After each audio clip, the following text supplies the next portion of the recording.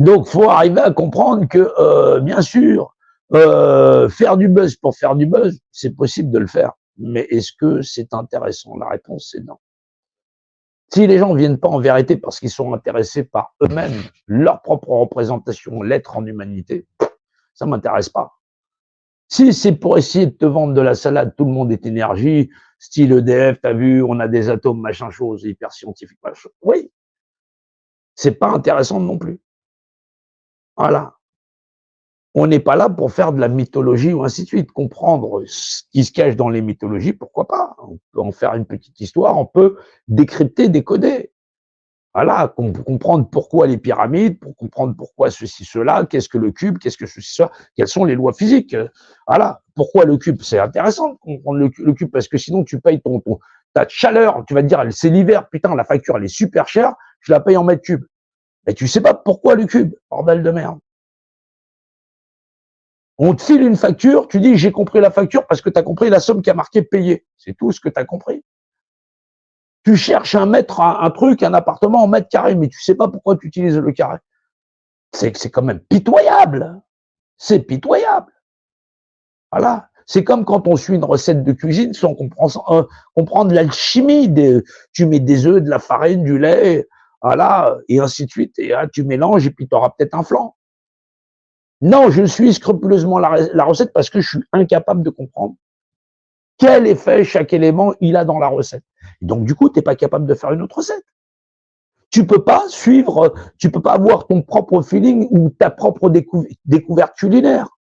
Tu seras emprisonné dans ce que les autres ont déjà fait, dans la réalité des autres. Enfin, va créer toi-même. Va faire toi-même ta recherche de l'alchimie des choses. Donc, hein, c'est ce que font les gamins quand on leur fait, quand on fait des gâteaux avec des gamins, on met de la farine, ils mettent du lait, ils s'amusent, ils s'en foutent des proportions. À la fin, ils ont un beau gâteau yaourt ou quoi que ce soit, ils sont contents. Voilà. C'est peut-être pas la recette originelle, mais les gamins, ils sont dans la découverte. Voilà. Ils apprennent les crêpes, tout ça, c'est la magie et ce que ça va leur offrir.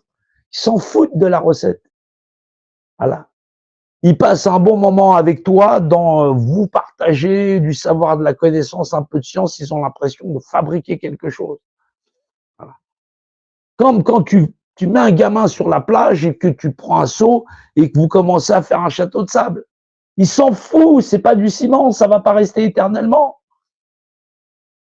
Voilà. Il est dans l'éphémère, il vit l'éphémère, quelque chose qui sera balayé par les vagues. C'est ça être vivant, vivre son éphémérité. Voilà. Mais pas permettre aux gens de venir vous saboter votre château de sable, même s'il n'est pas fait pour durer. Une vague va venir le balayer.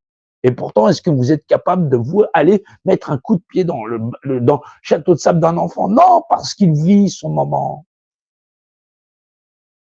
Et pourtant, c'est ce que font les gouvernances avec les gens qu'ils administrent.